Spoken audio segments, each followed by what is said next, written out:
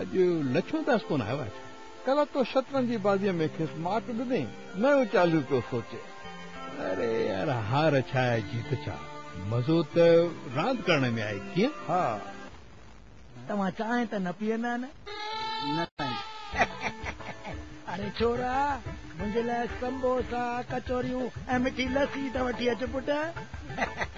अछाए जो अॼु नेरनि बराबरि न कई अथमि न, इन करे। हिते रख, हिते।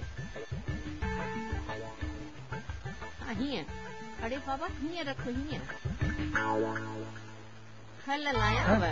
छा तव्हां अॼोकी अख़बार खे नज़र मां कढियो आहे?